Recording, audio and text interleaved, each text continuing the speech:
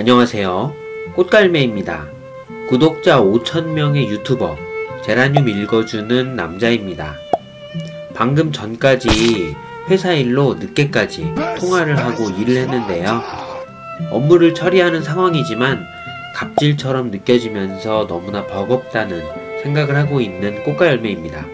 요즘 많이 피곤한 상황이어서 피곤한 마음에 일찍 자려고 했었는데요. 결국 갑질 전화를 통해서 안되겠다, 무언가를 해야겠다 라는 생각을 했는데요. 이렇게 대본을 작성하고 마이크를 잡게 되었습니다. 지난 5,000명 이벤트를 마치고 다음 영상은 뭘 하지? 고민을 하다가 여름에 앞서서 지난 영상에 리뉴얼을 만들어야겠다는 생각을 했습니다. 여름철 어떻게 데뷔를 해야 하는지 작년의 멘트를 바탕으로 조금 보완한 영상을 다시 제작하였습니다. 여름철 왜 내 제라늄만 무르고 죽는지 같이 살펴보겠습니다. 우선 여름철 시즌은 제라늄에게는 비수기 시즌입니다. 꽃도 많이 떨어지고 관심도 많이 떨어지죠. 환경도 많이 다르고 같은 제라늄에서도 조건이 정말 많이 다르다는 것을 느끼기 때문에 많이 힘든데요.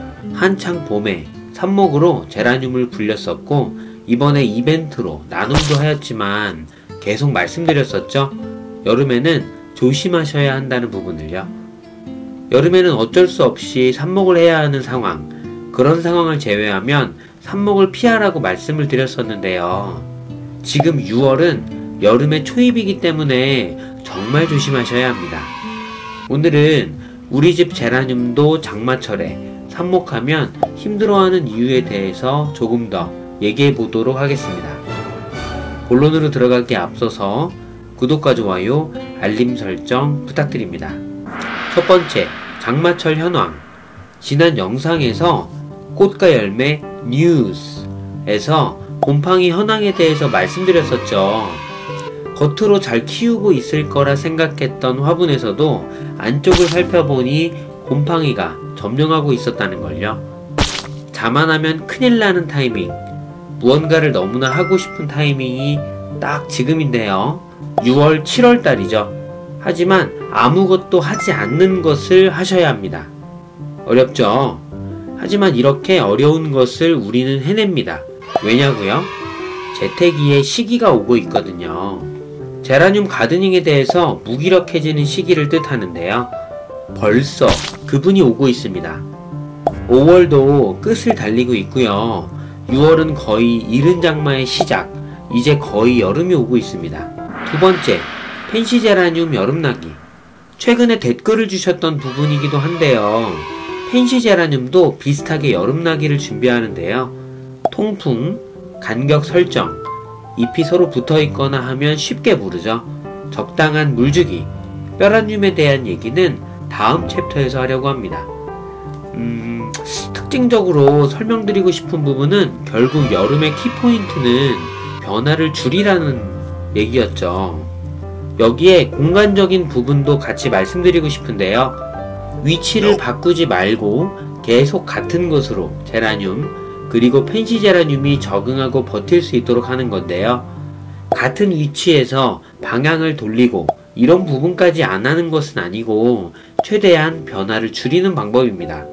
그 중에 가장 영향력이 큰 것은 베란다에서도 자리를 바꾸지 않는 부분이겠죠. 여러 영상으로 햇볕에 대한 분석을 했었지만 생각보다 광량의 차이는 크고 통풍을 포함한 전체적인 환경을 생각한다면 정말 많은 차이가 납니다. 사람, 학생으로 생각하면 학창시절 제일 큰 충격으로 다가온다는 전학을 보내지 않는 것 정도가 될 것 같습니다. 그 안에서 살짝 볕에 따라 방향을 돌려주고 하는 정도는 나쁘지 않죠.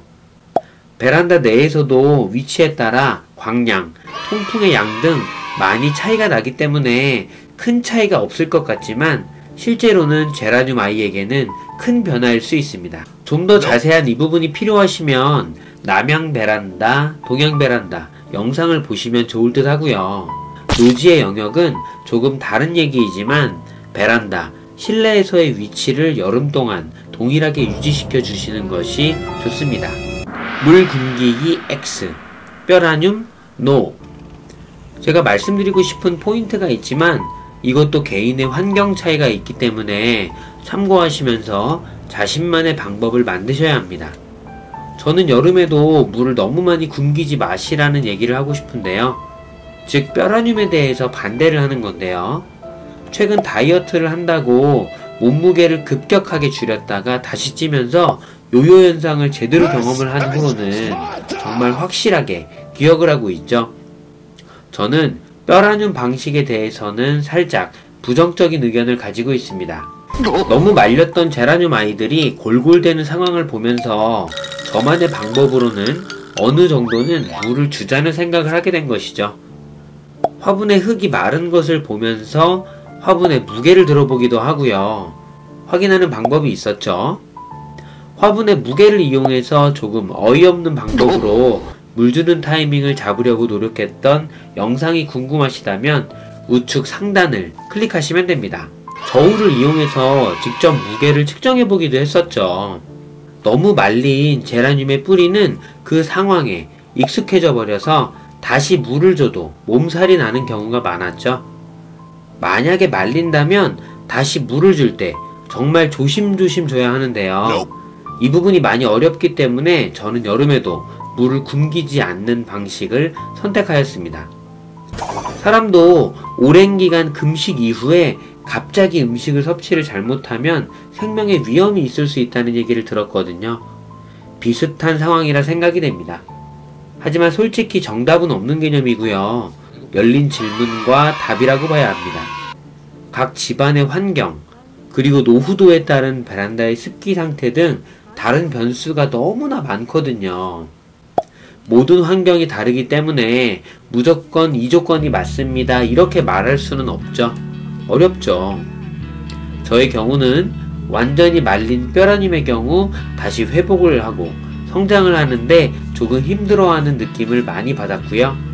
다른 사람들의 경험을 바탕으로 나의 경험과 녹여서 새로운 루틴, 방법을 만들어내는 것이 중요한 타이밍입니다. 네 번째, 까맣다고 다 물음? 2022년 올해는 이런 경우는 거의 없었지만 예전 워낙 유용한 경험이었기에 다시 소개를 하는데요.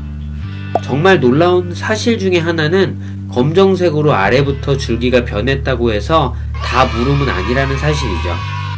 물음병에는 속도가 정말 중요하기 때문에 항상 스피드를 외치면서 속도감 있도록 잘라주었는데요. 칼을 준비하고 소독, 바로 컷, 검정색 부분이 전부 없어졌는지 확인하고 아니면 조금 더 컷, 그리고 삽목, 이렇게 속도감이 있었죠. 이번에는 느낌이 싸하더라고요. 살짝 껍질을 벗겨보았는데 이런 물음이 아니었습니다. 이런 경우에 먼저 칼부림을 했다면 제라늄이 운명할 뻔했습니다. 간혹 껍질만 까만 경우가 있어서 샘플 케이스 보시고 유심히 살펴보시면 좋을 듯 합니다. 잎이 처지는 현상도 없고 꽃도 잘 피고 잎도 정상이라면 왜 그러지? 하면서 유심히 살펴보고 의심해보는 합리적인 방법이죠. 다섯 번째, 일단 생겼다면 조치는? 일단 발생했다면 빠른 조치가 중요한데요. 이전 영상에서 워낙 자세히 설명드려서 이번에는 강조의 포인트로 한 가지만 더 얘기하려고 합니다. 물음이 생긴 제라늄 근처에 많은 것들을 재사용 안 하시는 게 좋고요. 잘랐던 칼도 소독해야 하고요. 흙도 버리는 것을 추천드립니다. 잘 모르고 새로 삽목하는 아이에게 균이 옮을 수도 있거든요. 여섯 번째, 삽목은 언제? 남양 베란다라면 늦은 8월도 살짝 위험합니다. 설명드렸었죠. 남양에서 갑자기 광량이 늘어나면서 온도가 올라가고 아직 여름의 습기가 빠지지 않은 상황에서는 제라늄이 훅 갈 수도 있다고요. 9월부터 하시면 좋겠죠? 9월은 선선한 바람이 부는 시즌인데요. 제라늄에게는 삽목, 분갈이의 시즌이라고 볼 수 있을 것 같습니다. 축축한 상황의 장마철에 삽목은 부득이한 상황이 아니라면 위험합니다. 일곱 번째, 내 집의 상태는? 제라늄 장마 대비를 준비해야 하는 시즌에서 루틴을 체크하고 그러는 가운데 정말 중요한 포인트가 있습니다. 내 집의 상태가 어떤지 확인하는 것인데요. 아파트, 빌라, 저택, 노지 모두 환경이 다릅니다. 본인의 환경에 맞는 대응을 하는 것이 제일 중요하다는 것을 아시죠? 아파트를 기준으로 생각을 해보려고 하는데요. 아파트의 베란다는 여름에 생각보다 난이도가 높을 수도 있고 쉬울 수도 있습니다. 정확히 남향인지 동향인지에 따라서 달라지는 개념인데요.